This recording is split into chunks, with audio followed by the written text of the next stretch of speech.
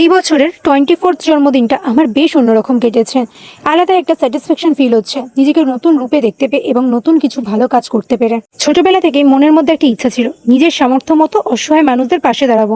2018 কিংবা 19-এর দিকে যখন আমি এই ক্যান্সার পেশেন্টদের জন্য হেয়ার ডোনেশনের ব্যাপারে জানতে পারি, তখন থেকেই ডিসাইড করি যে আমি আমার শর্ট হেয়ারগুলোকে এবার লং করব এবং সেটা আমি যে কোনো ক্যান্সার পেশেন্টকে বিনামূল্যে দান করব। ফাইনালি যখন এই বছর 24th জন্মদিনের আগে আমি ডিসাইড করি আমার চুল আমি ফাইনালি কেটে ছোট করে সেগুলোকে ডোনেট করব, তারপর থেকে আমি ইউটিউবে এবং গুগলে গিয়ে অনেক রিসার্চ করি যে কোথায় করলে ভালো হবে, কোন ট্রাস্টকে বিশ্বাস করা যায়। অনেক ট্রাস্টের সাথেই আমি কথা বলি এবং অবশেষে আমি আমার চুলগুলো ডোনেট করি কোপ উইথ ক্যান্সার মাদার ট্রাস্টকে। বিভিন্ন এনজিও বা ট্রাস্টের বিভিন্ন রকমের ক্রাইটেরিয়া থাকে, তাদের মধ্যে তোমার যেটা স্যাটিসফ্যাকশন মনে হবে তুমি সেখানে নির্দ্বিধায় তোমার চুল ডোনেট করতে পারো। গুগল থেকে আমি কোপ উইথ ক্যান্সার মাদার ট্রাস্টের ওয়েবসাইটে যাই, সেখানে গিয়ে নিজের নাম, ফোন নাম্বার, অ্যাড্রেস এবং তার সাথে ইমেল আইডি দিয়ে একটা ফর্ম ফিল আপ করি। তারপর তারা আমাকে বাই মেল কন্ট্যাক্ট করে এবং তাদের যা যা ক্রাইটেরিয়া আছে তার একটা লিস্ট পাঠায় এবং তাদের অ্যাড্রেস কোথায় আছে সেটাও আমাকে ডিটেলসে লিখে পাঠায় বাই মেল। আমি রিসার্চ করে যতটা জানতে পেরেছি মিনিমাম হেয়ার লেন্থ লাগে হেয়ার ডোনেট করার জন্য 10 ইঞ্চিস, বাট এদের রিকোয়ারমেন্ট ছিল মিনিমাম 12 ইঞ্চিস।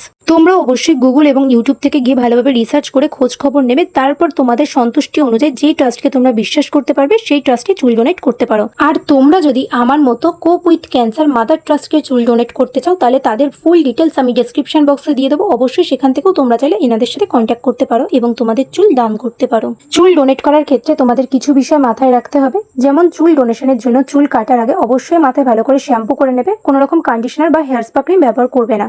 খেয়াল রাখবে যেন চুলের মধ্যে কোনো রকম নোংরা বা তেল না থাকে। চুল কাটার সময় অবশ্যই খেয়াল রাখতে হবে যেন চুল কোনোভাবে ফ্লোরে না পড়ে, তাই জন্য প্রথমেই চুলটাকে তোমাদের একদম হাই করে পনিটেল করে নিতে হবে, তারপর একদম টাইট বিনুনি করে নিতে হবে। তারপর তোমরা চুলের একটা মেজারমেন্ট করে নেবে যতটা পরিমাণ চুল তোমরা দান করতে চাইছো। আমাদের ক্রাইটেরিয়া ছিল মিনিমাম 12 ইঞ্চি চুল, কিন্তু সেফার সাইড আমি ডোনেট করেছি প্রায় 15 to 16 ইঞ্চি চুল। চুলটা যেখান থেকে কাট দেবে তার ঠিক মিনিমাম 1 ইঞ্চি নিচে আর একটা গার্ডার লাগিয়ে নেবে এবং তার ঠিক 1 ইঞ্চি ওপর থেকে চুলটা কাটবে, ঠিক যেমন ভাবে আমি চুল কেটেছি। তারপরে বিনুনি করা চুলটাকে আমরা একটা জিপলক ব্যাগের মধ্যে ঢুকিয়ে দেবো। ফর সেফটি পারপাস আমি জিপলকের প্যাকেটটাকেও স্টেপলারের সাহায্যে স্টেপল করে নেব। একটা বড় সাইজের এনভেলপ নিয়ে তার ব্যাক সাইডে যে ট্রাস্টকে আমরা চুল ডোনেট করছি তাদের ফুল অ্যাড্রেস, ফোন নাম্বার এবং ইমেল অ্যাড্রেস লিখে দেবো।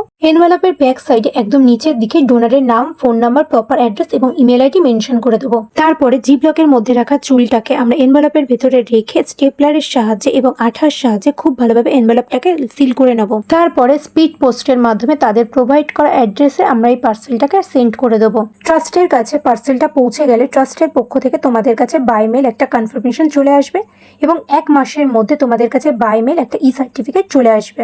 আরো বিশদে জানতে প্লিজ আমাকে কমেন্ট করো, আমি ডিটেলসে জানিয়ে দেবো।